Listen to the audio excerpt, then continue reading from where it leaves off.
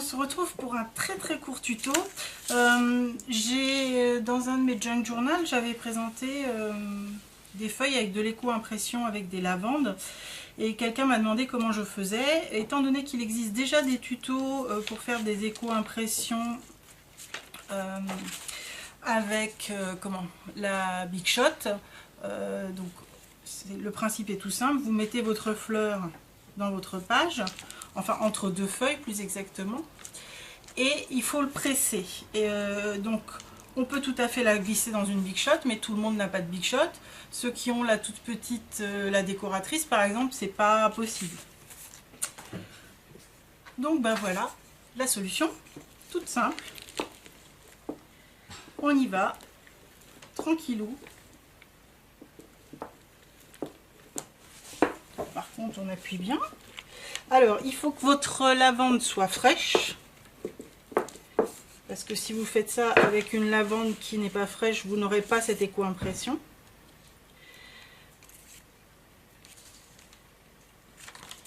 Et il faut qu'elle... Vous venez... Parce que si vous la laissez trop sécher, vous n'aurez rien. Il faut qu'il y ait du jus dedans, en fait, pour avoir l'éco-impression. Donc, pour qu'il y ait du jus, il faut qu'elle soit fraîche. Soit qu'elle soit encore en fleurs, soit que les grains ne soient pas secs. Qu'ils soient encore chargés de sève pour pouvoir avoir le liquide. Donc, voilà ce que ça donne. On peut le faire avec tout un tas d'autres choses. Après, bah, vous ne l'achetez pas, votre lavande.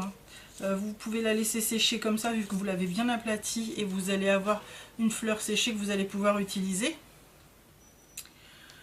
Ou tout simplement, bah, vous pouvez vous en servir pour d'autres choses. Notamment, je fais des fuseaux de lavande. Je peux vous filmer ça si vous voulez que je vous montre à quoi ressemble un fuseau de lavande. Mais c'est pareil, c'est à faire avant que la lavande soit sèche. Vous voyez, celle-ci, elle était trop sèche, elle n'a pas laissé de traces. On va en prendre une autre qui m'a l'air d'être pas trop sèche. Il faut dire qu'avec la chaleur qu'il a fait, voilà, celle-ci, elle a encore du jus.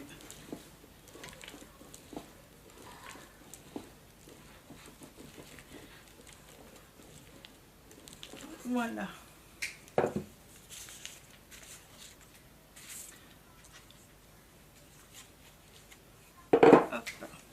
Alors à la Big Shot, bien évidemment, vous allez extraire plus de liquide, mais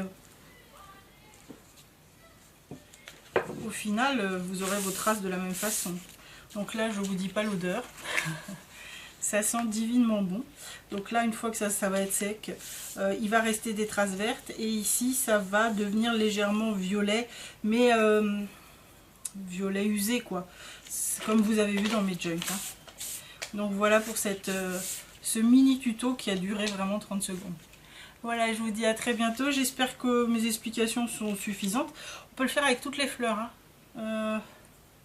Je reviens. Voilà. Je suis désolée, j'ai pris 30 secondes de plus, mais sur le balcon, j'ai quelques... Comment ça s'appelle?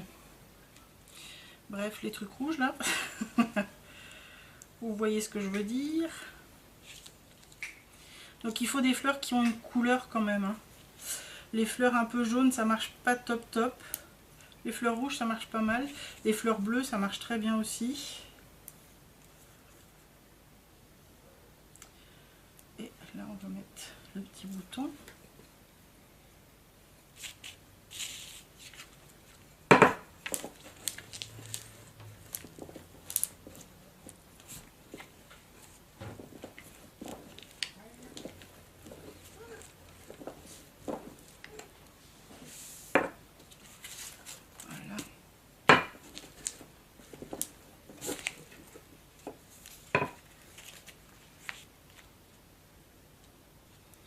Hop, par contre là on ne peut pas les récupérer, elles sont mortes, hein, vu que c'est vraiment des fleurs fragiles de base.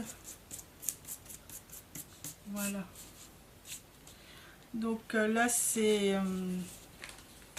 c'est impossible de me rappeler le nom de cette fleur, bon c'est pas grave. Et là avec la lavande. Là ça va s'éclaircir et là ça va foncer un petit peu. Voilà, bah, je vous dis une bonne journée à vous tous. Au revoir.